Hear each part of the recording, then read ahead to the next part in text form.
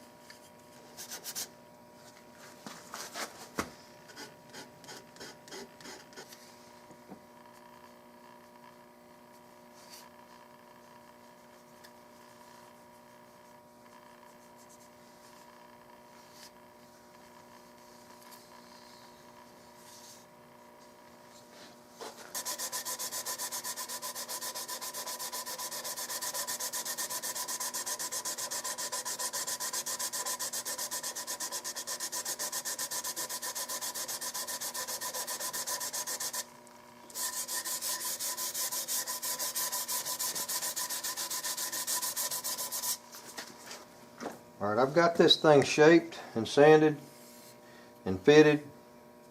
I'm going to cut the length off. I've made it about a ½ inch too long from the get-go. I'm just evening up the backs, the back end. I'm going to put a nice mark here on the front and just cut that off with a chop saw. Then I'm going to come back and round that front right there, and also round it over, just dress it off. You know what I could do is just mark that round like it is and cut that off with a bandsaw. That'll save me a little bit of grinding time.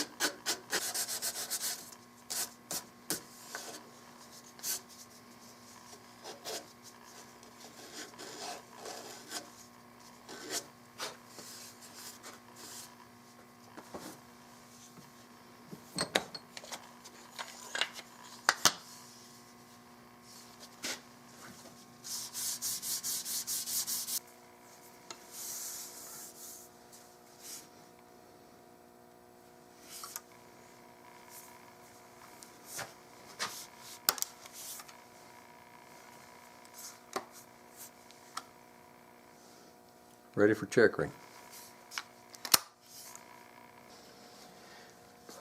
Because this is the factory pattern, I'm going to reproduce it as close as I can. What I'm going to do is put a piece of tape, blue painter's tape. The top edge of this checkering pattern is just about 3/16 from the top of the wood. So what I'm going to do is lay my tape along that top edge and then let it drape down over, and I'm going to trace that outline.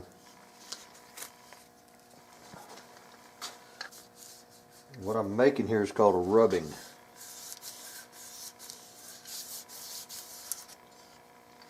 Take a pencil. I've laid my tape at the very top inside the border. I'm not at the outside of the border. I'm starting with the checkering pattern. I'm just going to take a pencil and kind of dig it into that line, and it'll follow it. It's just a dent. It's just a little groove, and it'll follow that line until it doesn't.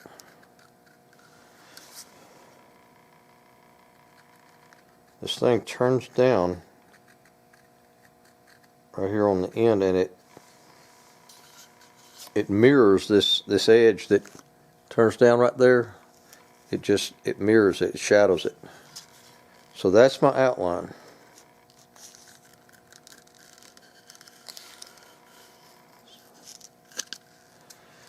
Alright, I'm going to make one for the middle and one for the other side. And then I'm just going to measure from this back edge to that point. I'm going to measure down from the top down.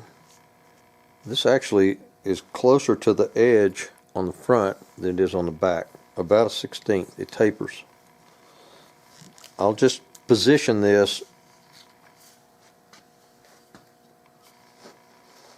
where the other one mimic this one here.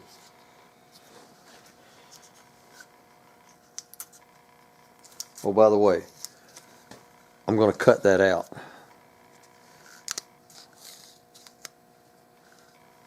The simplest thing would be to just take a knife and score it. Since this one can't be used anymore, I'm just going to lightly score this. Just enough to barely score that tape. If it doesn't cut through it, that's okay. It'll give me like a dotted line that I can break it on.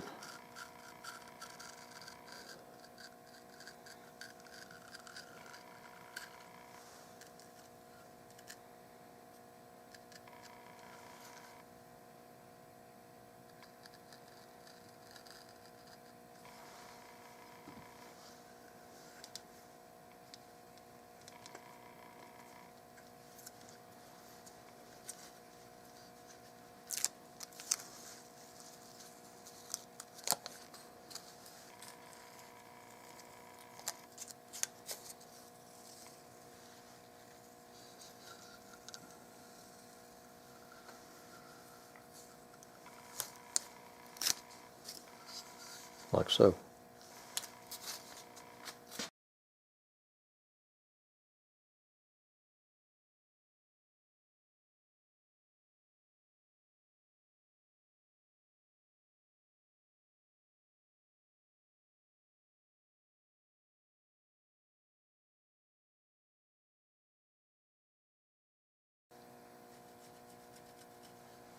To position it, I'm just outlining that that escutcheon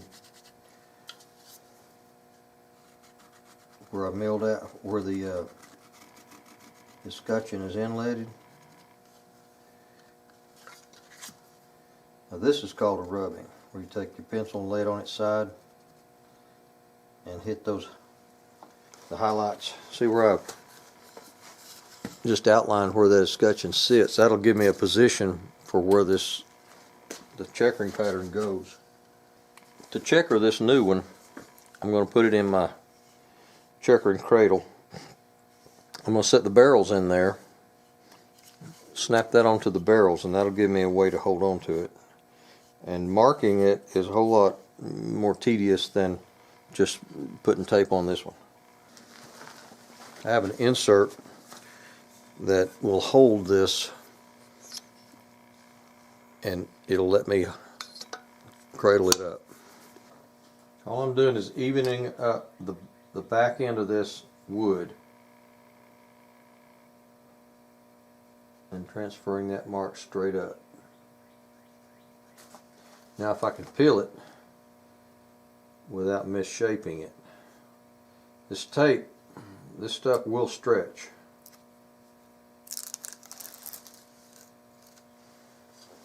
So you do have to be careful of stretching it and messing it up.